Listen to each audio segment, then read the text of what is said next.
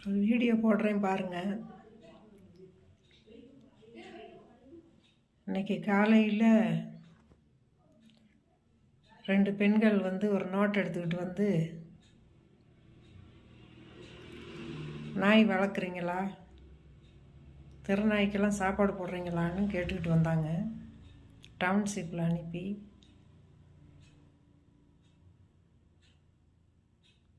நான் சொன்னேன், தெருநாய்க்கு சாப்பாடு போடக்கூடாதுன்னு சொல்கிறாங்களே, தெருநாய்க்கு சாப்பாடும் போடக்கூடாது, குப்பையும் உடனேக்கு உடனே அள்ளுறதுனால அதுகளுக்கு எந்த உணவும் கிடைக்காது, மக்களும் சாப்பாடு போடக்கூடாது. அப்போ அந்த வாயில்லாத ஜீவராசிகள் எப்படி உயிர் வாழும்?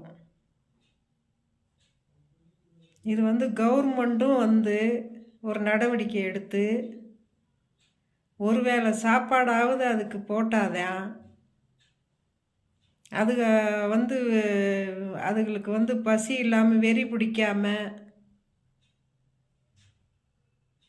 யாரையும் துரத்தாமல் கடிக்காமல் அதுகளுக்கு உணவு கிடச்சிருச்சுன்னா அதுக்கு எதுவும் செய்ய போகிறது கிடையாது. அது அந்த பசியில் தான் 3 நேரமும் சாப்பிடாமையே ஒரு உசுறு எப்படிங்க வாழும்? கவர்மெண்ட்டும் ஒரு முடிவு எடுக்க மாட்டேங்கிறீங்க. ஒரு தெருவுக்கு யாரோ ஒரு 10 பேர்த்தில் ஒரு சாப்பாடு ஏதோ வைக்கிறாங்கன்னா அவங்களையும் வைக்க விட மாட்டேங்கிறீங்க. இதுக்கு என்னதே முடிவுங்கிறதும் தெரியல. ஒரு 6 மாதத்துக்கு முன்ன சென்னை போல பகுதியெல்லாம் ஆர்ப்பாட்டம் அது இதுன்னு பண்ணி அதை அப்படி ஸ்டாப் பண்ணி நிறுத்தினுங்க.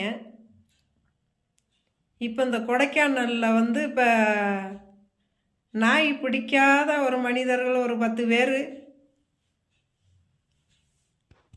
எல்லாரும் நாய் வளர்க்கத்தான் செய்கிறாங்க. அந்த பிடிக்காதவங்க போய் கம்ப்ளைண்ட்டை பண்ணி பண்ணி பண்ணி அந்த வாயில்லாத ஜீவராசிக கூட இந்த போட்டி போடுற மாதிரி